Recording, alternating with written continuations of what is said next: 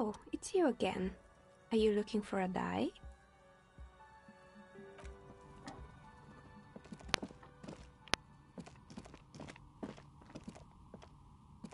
Yes?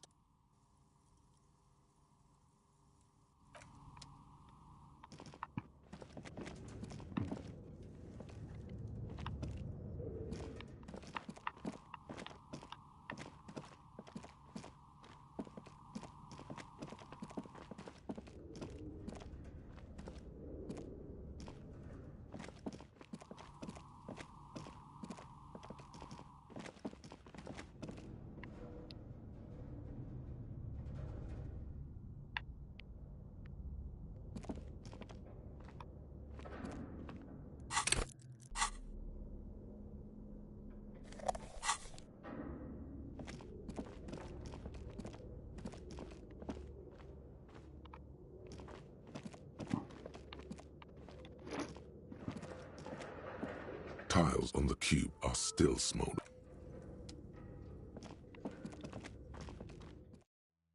Stop it.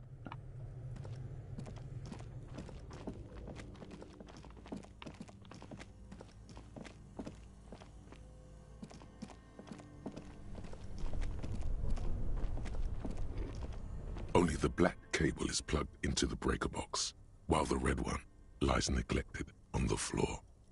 Somewhere in the dark, a giant electrical mammal stirs to life. An electric sizzle.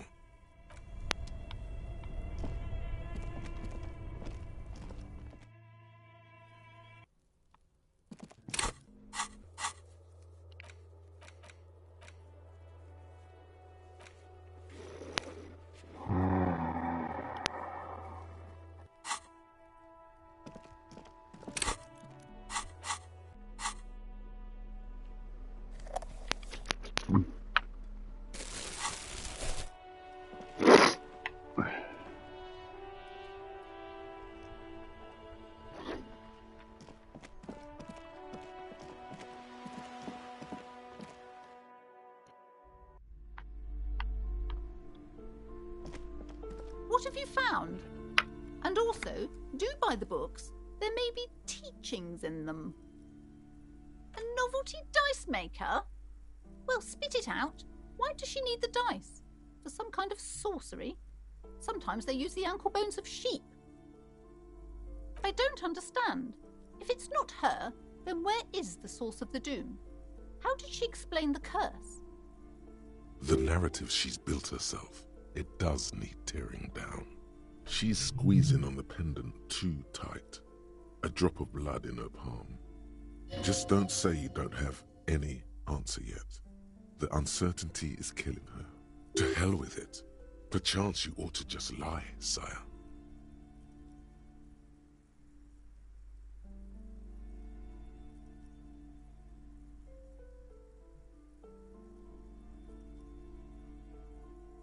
Oh, how horrid! I knew something wasn't right about that place.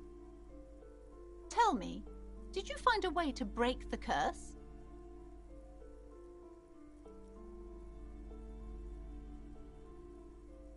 Of course. I trust my Seminole's wards and charms kept you safe while you perform the ancient rites. All that matters is that the energies are retreating. I can already feel the curse lifting. It will be a long time until we're fully free of it, of course. But still, thank you, officer. Truly, you've brought a better psycho-emanation to this humble bookstore, and that's no small achievement. That's very true. She so badly wants this to be over. She would have believed anything. It will only last a day or two, a week tops. Then her mood will sour and she will feel the curse again. All right then. All's well that ends well. Should we return to our ordinary lives?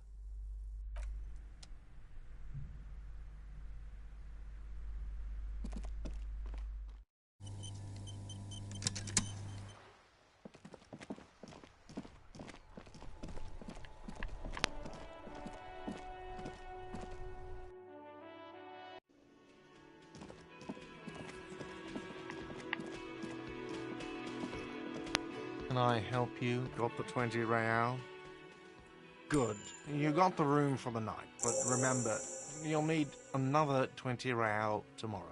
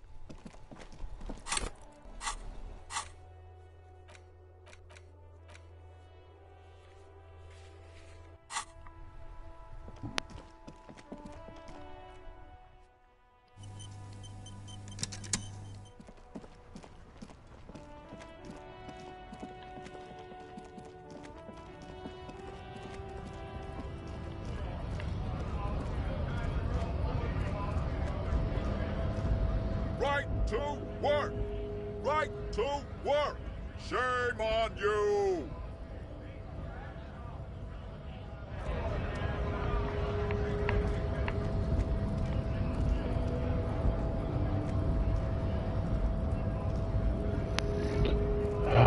Banana. Hello, Wandering Man.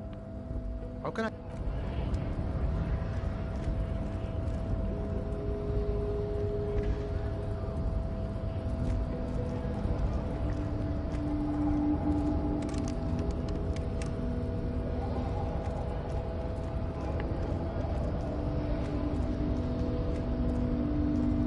The unpromising race pupil returns.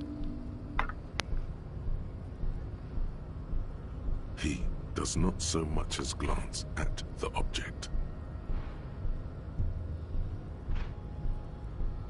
Stop showing me your pathetic cup. I have no interest in it. No, they're awesome parts. He had nothing to do with it. And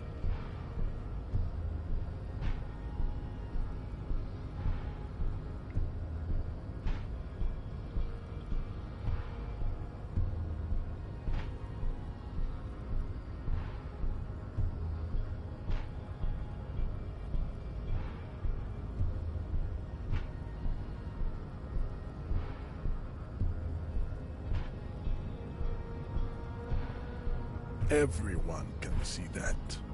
It has little to do with the race enigma. Baby, don't be mean.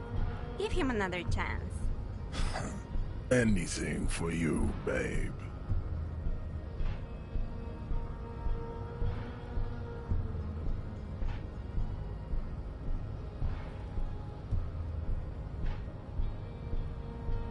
Look, babe. When confronted with the harsh truth of his demise, the melancholic academician starts fiddling his own genitalia.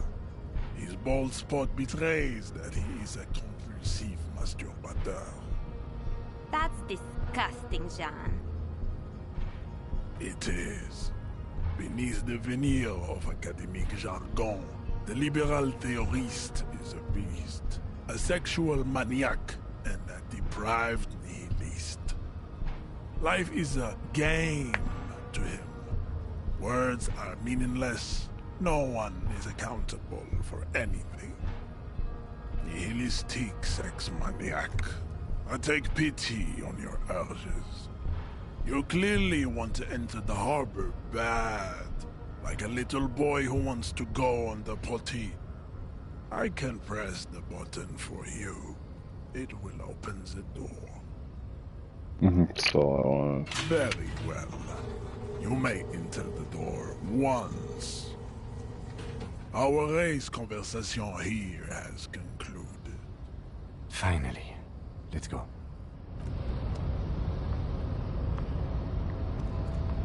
that's where we go. That was it.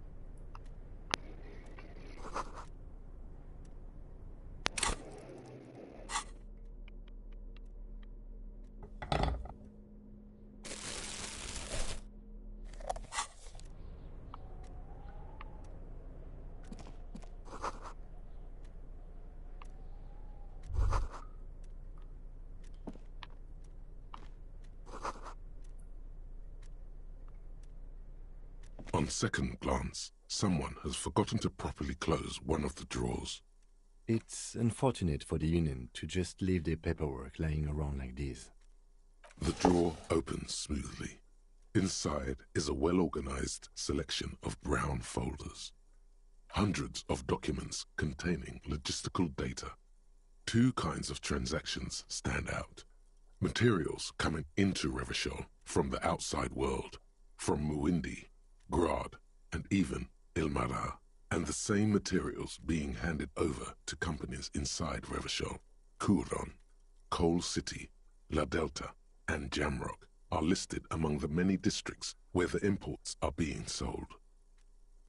It's hard to make sense of this thicket of company names, dates, quantities, and percentages. You try to focus, but the lines are getting blurry. Hundreds of documents containing logistical data. Two kinds of transactions stand out. Materials coming into Revachol from the outside world, from Muindi, Grad, and even Ilmara, and the same materials being handed. You already went through all of these. Look how blurry all the lines on these papers are. How unwieldy your own willpower is to yourself. You're like an absurdist Samaran monk, focusing through not focusing. Hermeneutics was almost within your grasp, but now only vague letters float before your eyes. Less meaningful, but aesthetically more pleasing. Is that what you're doing with those folders over there? Good. This is probably not relevant to our case anyway. After all, we're not investigating an accounting mystery. The drawer slides shut smoothly.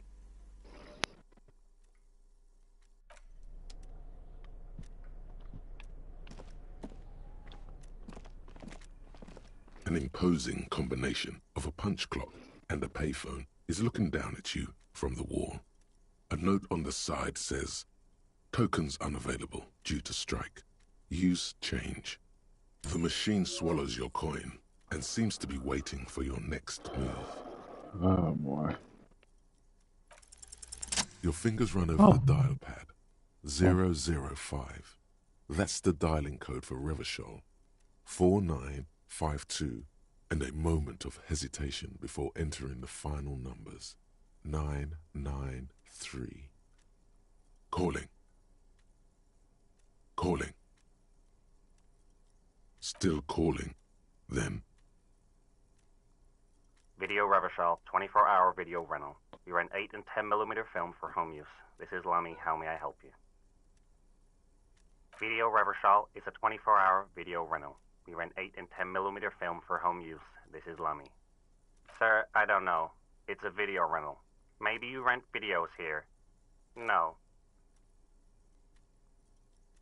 Maybe you called to extend your rental period? Do you need to extend your rental period? Maybe, but I don't even know my name. I don't know. Raphael what? Listen, I can't help you over the phone. If you need further assistance, you can visit us on the corner of Voyager and Main. Are we done? On the corner of Voyager and Main, a large neon sign hangs on the side of a building. Video Reversal, 24 hours. It's raining and there is almost no traffic on the street.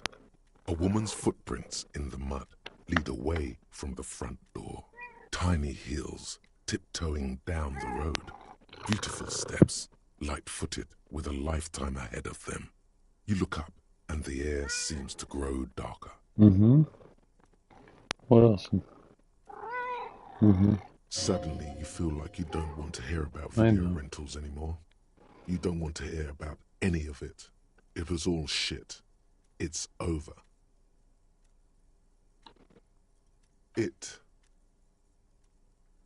That's enough for you today.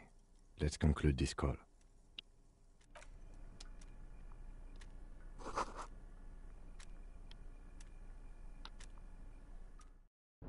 Hey, where'd it go? Oh, that's the switch. It's the fucking shit. Oh.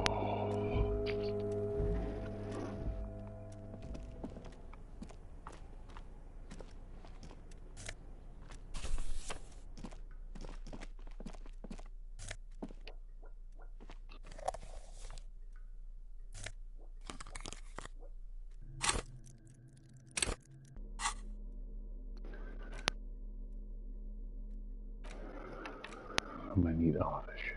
Oh, yeah. Let's do that.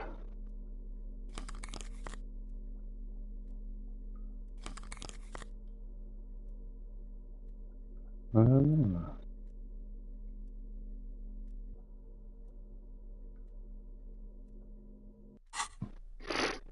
go with these.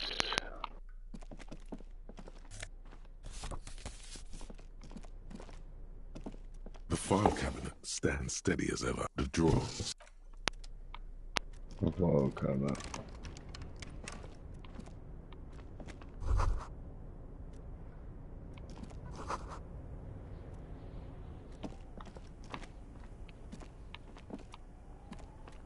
Anything else in here? Oh, there. What is this? The payphone. Oh, right.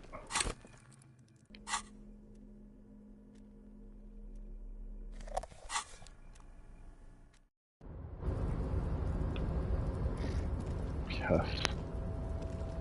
The tarpaulin cloak is still hanging on the railing. The white rectangle of the Revachol Citizens Militia is clearly visible on its back. As your fingers touch the tarpaulin, it almost feels like the cloak wants to deliver a message of comfort through your fingertips.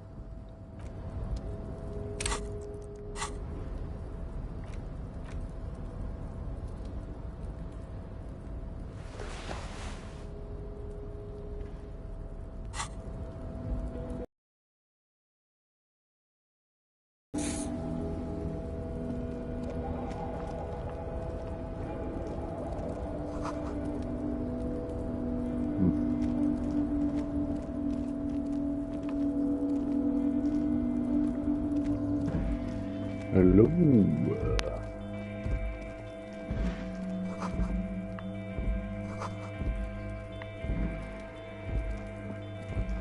This is the night watchman's booth. The name on the door reads, René Arnaud. Listen, it's okay to take a few minutes to yourself. Sit down and have a breather.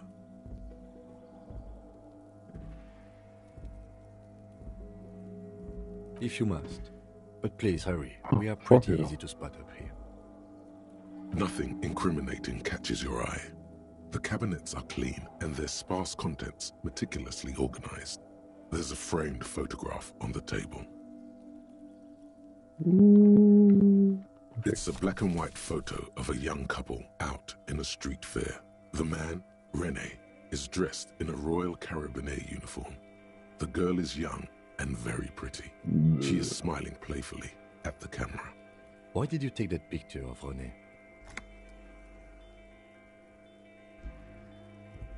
You're really interested in that old soldier. Not sure I understand your fascination, but sure, as long as it doesn't take up a whole lot of time. The chair is not as austere as the rest of the booth. A thin grey pillow is attached to the seat, secured to the stiles by black ribbons. Stale air floods through your nostrils. Not a single mote of dust floats inside your lungs, though. The inside of the booth is immaculate. The drawers are empty, save for old timesheets and receipts. One small box, however, does hold some cheap painkillers. They are slightly out of date. Oh boy, where to start? Elevated risk of dementia, mini strokes, prophet's disease, sudden death, hair death, erectile malfunction, critical flatulence, watery blood, black mucus, uncontrollable weeping, increased sensitivity to La Opera, inoperable joint disorder, total spinal collapse. Maybe this was a bad idea. I'm not here to tell you what to do, detective. You stand and exit.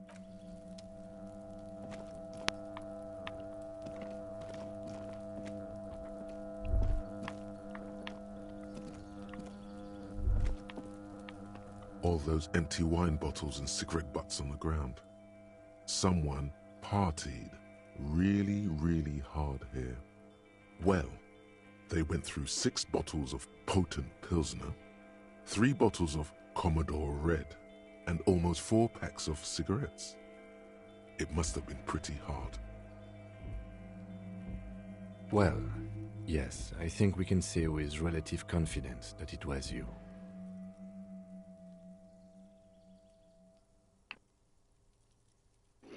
Yes, this scene isn't exactly ripping with joy. Let's just move on.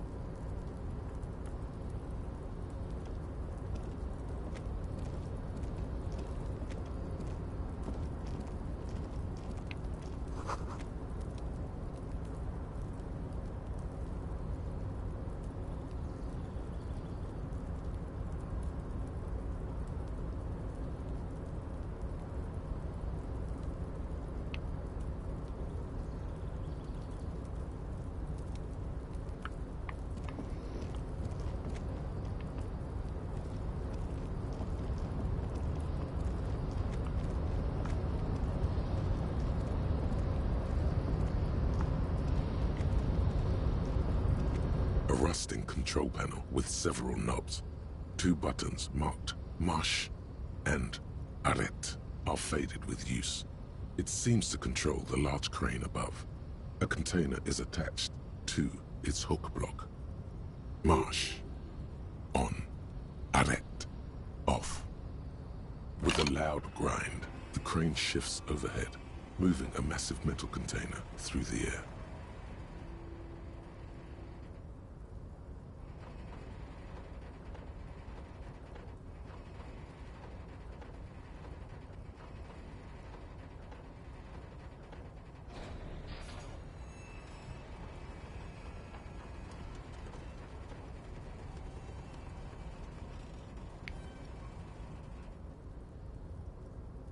And, with a surprisingly quiet thunk, the crane places the container down. The harbor sleeps as the strike rages in the distance.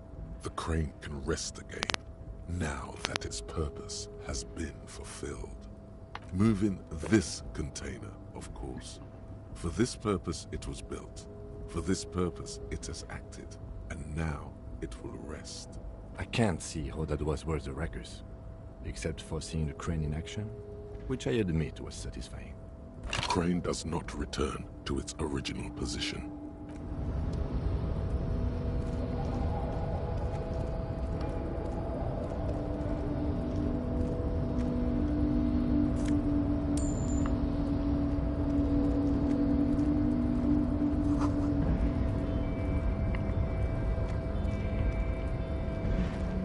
Before you stands a cargo container, just one of many in the yard. You do? There are a million containers here. Why are you fixating on this one? There may very well be, but we are not here to look for that. We are not here to interact with containers. We are here to get the body down from the tree. No reply. You attempt to turn the handle. To your left, the lieutenant considers your actions with some...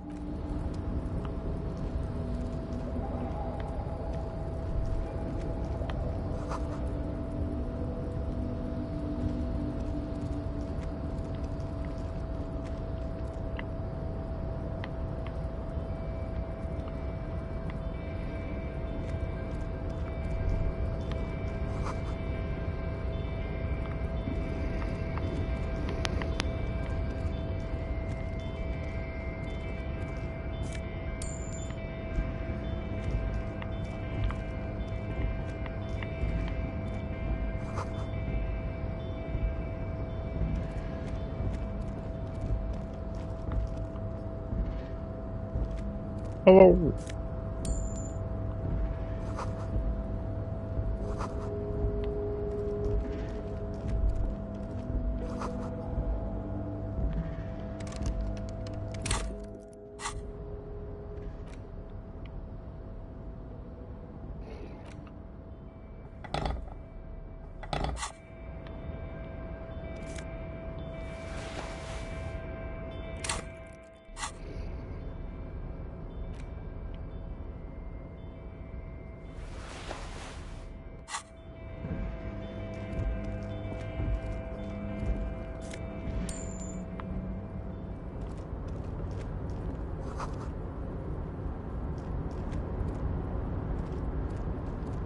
Container, container, I'll turn you nice and red. Container, container, put the logos on. The lyrics to this container song are being made up as he goes along.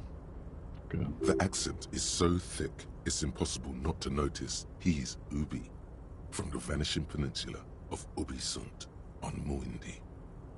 Container, container, used to be Wild Pines. Container, container, now belongs to Everard. Everard, Everard, Everard, he looks after everyone. Huh? Well, hey there. How can I help you, mister? I see you are not a union man, mister. Did you get lost? You're not one of them scabs, are you? I mean, I don't personally mind. Folks is just folks, you know, and folks gotta eat.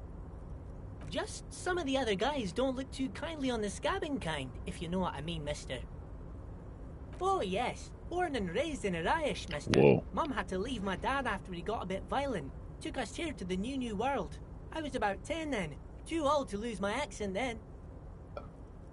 People say us Ubis are up to all sorts of trouble with sheep and other animals and whatnot. I just want you to know there was never any of that where I come from. No, sir. Those are just nasty rumors. Thank you for clarifying that, sir. Oh, I'm just making some covers for them containers here. Yes, I am. Yes, I am. So it's easier for the Everything is so pretty and red. You and Leo look like brothers as you glance around with the old man whistles and hums a jaunty tune. Oh, most of the guys are down at the gates, keeping the scabs from coming in. We're on a strike. The whole union is. You don't have to work when you're on strike. Ha! We haven't worked for 2 months now. So no one is working? Not everyone is down there, of course. Mr. Everard is in his office, where he always is. And Jean-Luc is guarding the gate. But Titus and his boys got into some drunken trouble and Everard sent them on a nice vacation. For a week or so. Oh, I'm not really supposed to talk about that. That's union business. Him and his boy stirred up something in town. Probably drank too much and got into a fight or something. I heard Mr. Everett telling him to take some time off. I guess the boys got a bit too rowdy and had to let out some steam. I don't really know the details. That's just how boys are, you know. I haven't been in a fight since I was in middle school. Middle school. Easy, Leo. Let's keep this on the hearties. Too late. Leo's mouth is still moving, and the words are spewing forth. Words, words, and look, even more words. This guy could go on till the end of days. Now he's talking about some drunk sawmill owner who... No, he already switched to a prized fishing rod he apparently owned at some point. You know what? Just cut in there with your questions. Yes, yes. Everybody needs a job, and this is mine. I'm Leonard, by the way. Leonard Bellick. But everyone calls me Leo. I'm like Mr. Everett's right-hand man when Mr. Edgar is out of town, and Mr. Edgar's right-hand man when Mr. Everett is away. Actually, Miss Beaufort is the right-hand man, but she's a lady. Who is this, Miss Beaufort? A real pretty lady with a skin like those douce sucre candy bars my missus likes so much. Them are real nice to suckle on once the dinner is done and me and the missus sit down beside the radio. But I can't listen to the radio all the time. There's so much to do around here and I'm always busy keeping things running here. Yes I am, yes I am. Oh, Lizzie, she is a real sharp tool. Mr. Everett put her through some fancy school and everything. East of the river. 4 years she was gone, and when she came back, she was all fancy and lawyerly. But she's a real nice girl. Grew up in this here neighborhood. Knows everybody Whoa. and gets along with everyone. Real pillar of the community one Real day, pillar. I'm sure. If me missus and me was to have a child, I'd be real happy if she turned out like her. But she can't have kids. Dr. Lemaitre said so, and she knows about such things. Been a doctor for almost 50 years, she has. Law school? Could she be talking about the union fixer, aka the gardener? Looks like it. I'm not sure what a fixer is, but she is a real nice girl. Smart as a whip, too. Oh, that one. That should be empty as far as I know. Lots of containers here have nothing in them. They're just waiting to be loaded up. Told you. Oh, you want Mr. Everett then? He's an awfully nice fellow, he is. Him and his brother are both nice fellows. They've lived their entire lives in this here neighborhood. Guys like Mr. Everett and Mr. Edgar, his brother, are real good guys. Made Martinez what it is today. Mr. Everett and Mr. Edgar and I went to the same school, we did, when we were boys. Oh, Mr. Everett is where he always is. In his office, of course. Bye-bye now.